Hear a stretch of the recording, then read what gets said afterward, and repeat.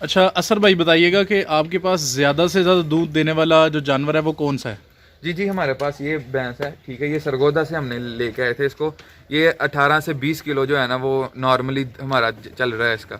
ये on the ठीक है, रिकॉर्ड है? ऑन द रिकॉर्ड हम लोगों ने इसका किया हुआ है। ठीक है, क्योंकि ये दावे अक्सर लोग करते हैं लेकिन बहुत कम ऐसे जानवर नज़र आते हैं, तो जी, इसमें हकीकत किस हद तक है ये आप ज़रा इसलिए बता मैंने दें। आपको बताया कि बाकी जानवर भी हैं हमारे पास, मगर जी, इतना सिर्फ ये अकेली कर रही है। ठीक है। ठीक है, 18 से 19 किलो जो है ना इसका हम लोगों ने रिकॉर्ड किया हुआ है। ज़बरदस्त, यानी आप नाज़रीन को गारंटी के साथ ये जी, बता रहे हैं ये गारंटी करता है। के साथ कह सकते हैं, ये गारंटी के साथ जो है ना 18-19 तो किलो जो ऐसे है। जानवर फ्लुएंटली नहीं मिलते, नहीं, ये ऐसे रियर नहीं। होते हैं। जी जी, इसलिए मैंने आपको बताया कि सरगोदा से हम लोग स्पेशल जाके इसको लेके आए थे। और कितना रेट था जी इसका? इसका हम लोगों ने जब हमने ली थी तब 3.5 लाख रुपए की ली थी। 3.5 लाख लाख रुपए रुपए की, की ली और थी। उधर पहले आप इसकी चुवाई करके लेके आए थे? जी, उधर जानने वाले हैं हमारे रिलेटिव्स हैं, उनके पास पहले आई थी। उधर अच्छा। जाके फिर उन्होंने ली थी पहले, फिर ठीक हम है। जाके चेक करके फिर लेके आए। और इसके अलावा जो सबसे ज़्यादा दूध देती हो वो कितना दे देती है? जी, हम लोगों ने जो है ना बेसिकली हम लोगों ने ये नहीं किया वाका एक ही जगह से ली हुई है। हम ठीक है। लोगों ने बूढ़े विहाड़ी से, सरगोदा से, मुख्तलिफ जगह से, लाहौर से इकट्ठी करके की हुई है। हमने फॉर्म बनाया हुआ है। ठीक है। ठीक है, ये हमारे पास एवरेज जो है ना 12, 13, 14 है। किलो तक हमारे पास जो है ना एवरेज हमारी चल रही है और अल्हम्दुलिल्लाह। उनमें से ये बेस्ट है? ये बेस्ट है। तो बताइएगा कि ये कौन सी नस्ल है? जी, इसकी नस्ल मुझे प्रॉपर इसका नहीं, मगर ये है कि हम लोगों ने इसको, कोई कहता है नीली रावी है, कोई कहता है कुछ है, मगर इसके प्रॉपर जो है ना वो अब जो है ना नहीं पता इसका जो चले, है। ठीक है। अच्छा सर भाई, आप के फार्म पे हमने देखा है कि जितने बड़े जानवर हैं उतने साथ में उनकी तादाद के मुताबिक छोटे भी हैं। जी जी। तो हमें ज़रा बताइएगा कि इनकी मोर्टेलिटी को आप कैसे बचाते हैं? यानी ये अक्सर बच्चे मर जाते हैं, तो कैसे इनकी आप सेविंग करते हैं? अच्छा, बात यह है कि हम लोग ना इनको दूध तो पहले प्रॉपर दूध पिलाते हैं। ठीक है। ठीक है, कोई दूध का आगे पीछे नहीं करते कि कम पिलाएं या कुछ करें। उसके अलावा यह है कि हम लोग इनको सर्दियों में कावा वगैरह देते हैं। ठीक है। सौंफ का, गुड़ का डाल के, पत्ती डाल के इनको कावा देते हैं। वो गर्म कावा होता है, सही है। वो अंदर से इनको हीट पे रखता है। अगर किसी को थोड़ा बीमार भी हो तो हम उसको देसी अंडा दे देते हैं। ठीक है। देसी अंडा जो है ना वो भी उनको हीट पे रखता है। उसके अलावा जो है ना हम लोग देख रहे हैं, आप 2-3 उधर बांधे हुए हैं, जी। 2-3 ये हैं, 2-3 वो आगे पीछे किए हुए हैं। इनकी नीचे से जगह खुश्क रखने के लिए, ताकि सर्दियों में इनकी जगह जो है ना नीचे से खुश्क हो। ठीक है। फासले पे बांधे हुए हैं हम लोगों ने, ताकि इनकी जगह खुश्क हो। साथ साथ शिफ्ट करते जाते हैं, खुश्की में जाते हैं। ठीक है, ये है कि नीचे से गीले होंगे तो फिर साथ ही है कि इनकी तबीयत खराब होगी, उसकी वजह से ये नहीं करते हैं। और इसी बेस पे आप इनकी मोर्टेलिटी बचा जी रहे जी, थे? इसी बेस पे जो है हमने। अस्सलामुअलैकुम वालेकुम अस्सलाम। भाईजान, कैसे हैं? जी, अल्लाह का करम, आप सुनाए ठीक ठाक हैं? अल्हम्दुलिल्लाह। भाईजान, नाजरीन को अपना तारुफ करवा दें। जी, असर अब्बास मेरा नाम है। ये हम सियालकोट के एक गांव में जो है ना भबड़िया वाला में जी जी, इस टाइम मौजूद है। माशाल्लाह। तो अच्छा असर भाई, हम आपसे बफलो फार्मिंग के ऊपर या समझ लें कैटल फार्मिंग के ऊपर एक फिजिबिलिटी जानना चाहेंगे, जी जी क्योंकि आप नस्ल दर नस्ल ये कारोबार कर रहे हैं और माशाल्लाह पढ़े लिखे भी हैं। तो पहला सवाल ये है कि अगर इस कैटल फार्मिंग को बतौर कारोबार देखा जाए जी तो जी आप क्या कहेंगे कि आज के दौर में किसी नौजवान के घर की फैमिली के अखराजात इस कारोबार से पूरे किए जा सकते हैं या नहीं? जी, बिल्कुल इस कारोबार को हम लोग लेके चल सकते हैं। ठीक है, ये बहुत अच्छा कारोबार है। इसको देखा जाए तो आप हमारे दादा परदादा से भी चलते आ रहे हैं। बेसिक हमारा कारोबार हो रहा है, साइड बिजनेस है। ठीक है, ये भी एज अ शौक भी है, ये बिजनेस भी है हमारा। ठीक है, इसको आप जिस तरह चाहें आप वैसे लेके जा सकते हैं। इसको एज अ जो है ना वो शौक भी कह सकते हैं, एज अ बिजनेस भी कह सकते हैं, मगर अल्हम्दुलिल्लाह किसी का घर चल सकता है इससे। अच्छा। इजीली चल सकता है। जी सर, मैं आपसे जानना चाहूँगा कि आपके पास इस वक्त कुल कितने जानवर हैं और किस किस किस्म के जानवर हैं? जी, हमारे पास जो है ना अभी तकरीबन 14 बड़े जानवर हैं। अच्छा, ठीक है भैंसें जी, भैंसे हैं, और और जो है ना वो काउज वगैरह भी हैं, 2-3 हैं। अच्छा, ठीक है, और अल्हम्दुलिल्लाह हमारे पास कुछ जो है ना वो नीली रावी की हैं। ठीक है, कुछ सरगोदा से आई हुई हैं, कुछ बूढ़े विहाड़ी से आई हुई हैं। अच्छा, तो कलेक्ट करके हम लोगों ने सारा जो है ना किया हुआ है। कोई लाहौर से आई हुई हैं, उनका नाम भी हमने उसी नाम से रखे हुए हैं। अच्छा, जी यानी आपने जानवरों के नाम भी रखे हुए हैं। जी जी आपके पास गोट्स भी हैं, जी जी ये कितनी है? जी, ये मेरे पास जो है ना वो 6 हैं, अभी तो 6-7 ही हैं। ठीक है, तो ये एक ही मैंने वैसे ही छोटे शौक के लिए रखी हुई थी अच्छा। कि चलें, एक तो जो है ना कुर्बानी बंदा यहाँ को जानवर से करता खुद ही। ठीक है, और बाकी ये मैंने एज अ शौक ही रखे हुए हैं, कोई इतना नहीं है। मगर ये है कि ये भी बड़ा प्रॉफिटेबल काम है, अगर इसको देखा जाए ना ये भी बहुत प्रॉफिटेबल काम है। सही है। अच्छा सर, आपने ये जो जानवर 10-15 भैंसें और 2-3 गाय और 5-7 गोट्स जी जी इनको कुल कितनी जगह में संभाल रखा है, और यानी इनके रहने के इंतजाम कुल कितनी जगह में किए आपने? जी, हम लोगों ने तो इसको 3.5 कनाल पे है ये।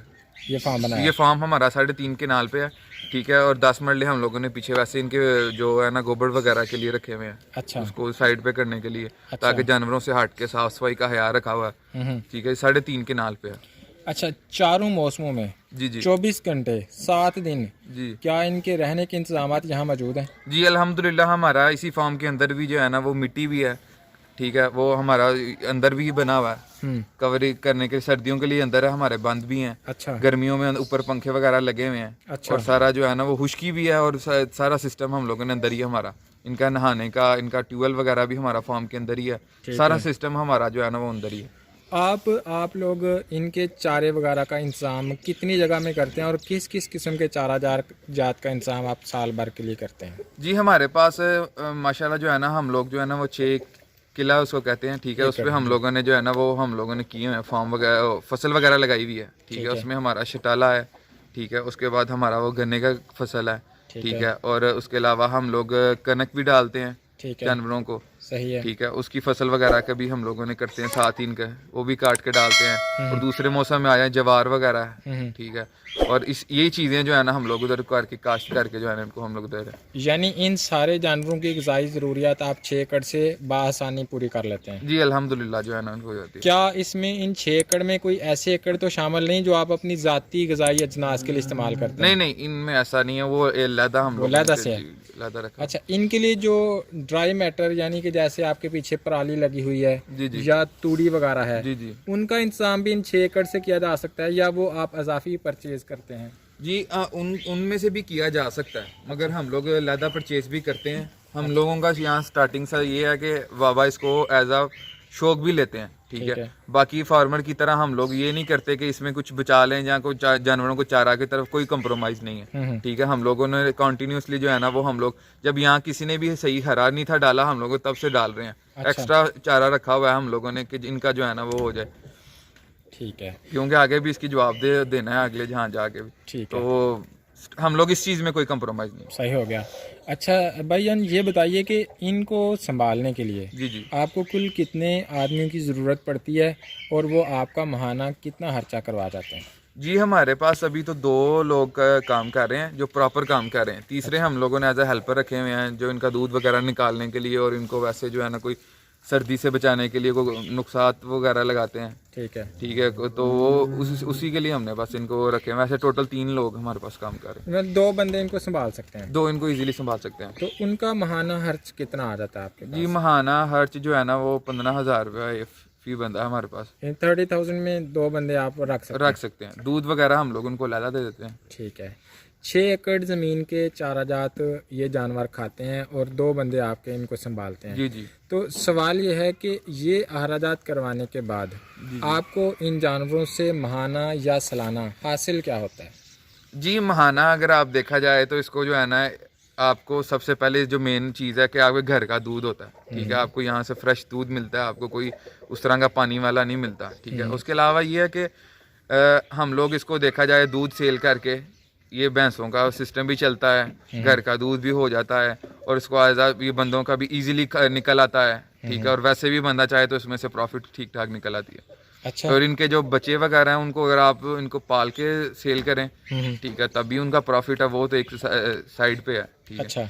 जो भैंसें वगैरह वो हमारा तकरीबन को 8-9 माह तक, अगर 6-7 माह तक दूध कंटिन्यूसली देती रहती हैं। अच्छा। वो दोबारा क्रॉस होती हैं, ठीक है। क्रॉस होके उनका रेट फिर वहीं चले जाता है, दूध हमारी बचत आ जाती है और साथ ही है कि ये इनके जो बच्चे होते हैं वो भी हम लोग पाल के सेल कर सकते हैं। अच्छा जी जी अच्छा सर, ये जो कुल जानवर आपने मुझे बताए हैं, जी जी क्या इन सब से आपकी पूरी आमदनी को 12 महीने की आमदनी को अगर 12 से तकसीम करने के बाद हम कहें तो क्या मैं ये कह सकता हूँ कि महीने के बाद आपको 30 से 50 हज़ार के दरमियान इनकम आ जाती है? जी अल्हम्दुलिल्लाह जो है ना इतने को वो बंदा कर लेता है, क्योंकि इनके साल के बाद अगर आपके पास इतने जानवर हैं तो उन्होंने उनका एक एक बच्चा भी अगर आप निकाल लें ना तो आप साल के बाद अगर उन्हीं को सिर्फ बेचें, दूध को एक लादा साइड पर निकालें तो आपका इतना जो है ना वो बन जाता है। इतने बन जाते हैं? बन जाते हैं, बच्चों का भी निकाल लेते हैं, ठीक है। साथ आप दूध का भी साथ साथ सर्किट चल रहा होता है, आपके घर का दूध भी जा रहा होता है, सारा अल्हम्दुलिल्लाह जो है ना वो इजीली हो जाता है इतना। तो अब आपसे मैं ये जानना चाहूँगा जी जी कि आजकल एक भैंस की औसत कीमत क्या चल रही है, एक गाय की औसत कीमत क्या है और एक बकरी की औसत कीमत क्या है, क्योंकि आपने ये तीनों कैटेगरीज रखी हुई हैं। अच्छा भाईजान, ये होती है नस्ल पे डिपेंड करती है, ठीक है। अगर आप देखा जाए तो अगर किसी आपने कोई अच्छी लेनी है, दूध पे भी डिपेंड करती है, बड़े जानवर में दूध पे डिपेंड करती है कि वो दूध कितना दे रही है, ठीक है, उस पर डिपेंड करती है। यहाँ आप देखा जाए तो एक बात है, 2.25 लाख, 2 लाख, 2.5 लाख, 3-3 लाख पे भी जाती हैं गायें, अच्छा, भैंसें जाती हैं 3-3 लाख पे, हमारे पास भी हैं एक, ठीक है, यानी एक गाय भैंस औसतन 2-2.25 लाख में आ जाती आ है। जाती हैं। और बकरी बकरी वो भी नस्ल पे डिपेंड करती है। आपके ठीक है? पास जो बकरी है इनके बारे में बताएं कि जी, मैंने बकरी, ये जो है ना वो अमृतसर नस्ल की बकरी है, ठीक है, ये मैंने जो है ना 45,000 की ली थी तब ये प्रेग्नेंट थी उस वक्त? तब इसके पीछे 3 बचे थे, 3 बच्चे थे, 3 बच्चों वाली बकरी आपने 45,000 की ली थी। ठीक हो गया। अब यहाँ से कोई बंदा अंदाज़ा लगा सकता है कि उसने अगर ये कारोबार शुरू करना है तो उसको शुरू करने के लिए कितना सरमाया दरकार है। ओवरऑल प्रॉफिट की बात तो भाई ने तकरीबन आपको बता ही दिया कि सिर्फ बच्चे ही आप काउंट कर लें तो महाना 30 से 50 हज़ार बचा सकते हैं। बसूरत दिगर अगर आपको दूध से कुछ बचता है तो वो आपकी एडिशनल इनकम होगी। ज़बरदस्त। अच्छा सर, मैं ये आपसे पूछना चाहूँगा कि ये जो आपने अभी तक 2-2.5 साल एक्सपीरियंस किया है इस कारोबार की, मतलब इसकी बुनियाद पे कोई ऐसी बात जो मैंने आपसे नहीं पूछी लेकिन नए शुरू करने वाले को ज़रूर पता होनी चाहिए, अपनी तरफ से नाज़रीन को तो फ़तन बता दें। जी जी, बात यह है कि अगर आप कोई भी काम शुरू करना चाह रहे हैं तो आप उसमें जब जाएंगे, आप करेंगे, खुद प्रैक्टिकली करेंगे तो आपको पता लगेगा। आप स्टार्टिंग में ही काम करें, मगर यह है कि आप एक साथ जो है ना सारा नहीं डाल सकते। एक बात है, आप 15-20 जानवर एक साथ नहीं डालें, आप 1-2 रखें, पहले उसकी नेचर जानें कि इस जानवरों में बीमारियां क्या हैं, ठीक है, इन जानवरों में जो है ना वो फ़वाइद क्या हैं, आपका दूध का सर्किट चल सकता है, इनमें क्या मसले मसाइल होते हैं स्टार्टिंग में, ठीक है। आप 2 जानवर रख के आप इसको चेक करें, उसके बाद जो है ना आप आहिस्ता आहिस्ता जो है ना इसको बढ़ाएं। ठीक है सर, बहुत शुक्रिया, आपने बड़ी ज़बरदस्त गुफ्तगू की है, माशाल्लाह। अस्सलाम वालेकुम। जी।